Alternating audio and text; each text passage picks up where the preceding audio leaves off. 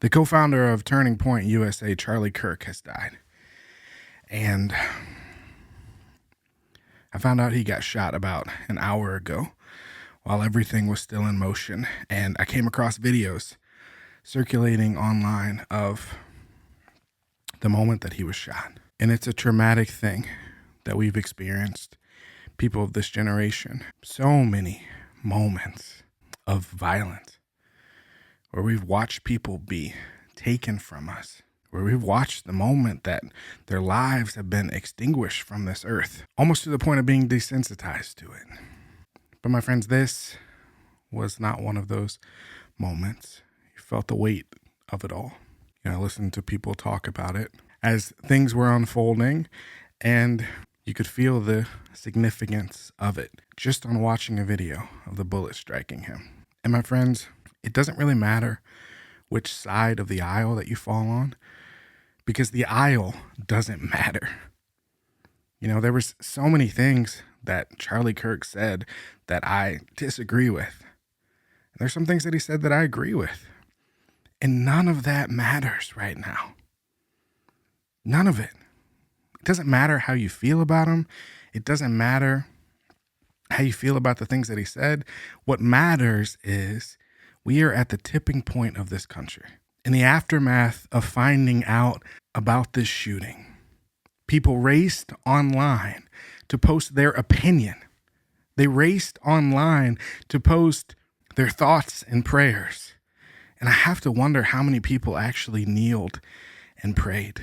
I sat at this desk in my office and I wept for a man that I've never met, for a man that I frankly didn't like that much, because his life meant something and his death means something too. But so many people rushed online to offer half-empty platitudes, or even worse, to throw additional fuel on the fire by saying the most hateful things.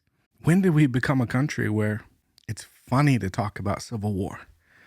When did we become a country where it's funny to mock a person's death, to mock a family's loss? That is not the country that I've known. And that's not the people that we are. And the truth is, friends, you should pray for this man, and you should pray for his family, and you should pray for all of those that loved him. And you should pray for this country, because we're not where we should be. And at the end of the day, you're not the judge of anyone. And Charlie is going to have to go and meet with the God that he professes.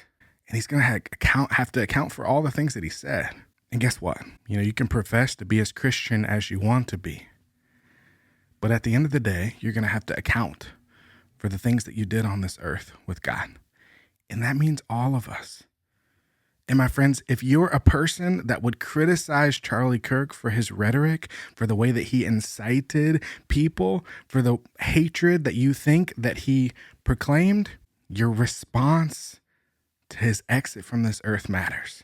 You can either contribute and mirror that which you decry, or you can be hope and you can be light.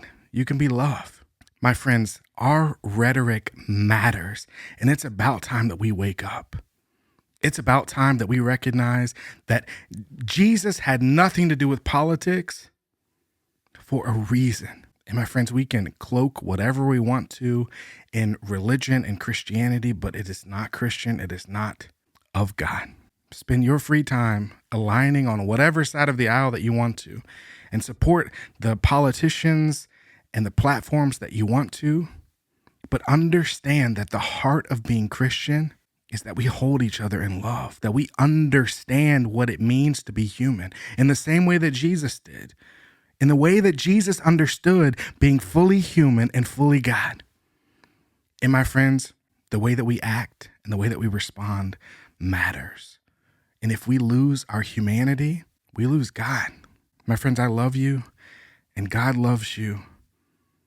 And I pray that you move with that love carrying you, with that love guiding you, that you might hold hope in your heart, that you may not be consumed by the fire that you've let fester, and that you make a decision right here and right now that you're not going to contribute any longer, that you're going to stand above, that you're going to be hope, you're going to be love, you're going to be peace, you're going to stand for community and unity. And yes, we can disagree. Yes, we can debate and we can argue, but violence is never the answer. And hatred can never win as long as we choose Jesus.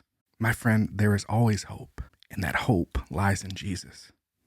So choose hope before it's too late. Thanks for tuning in.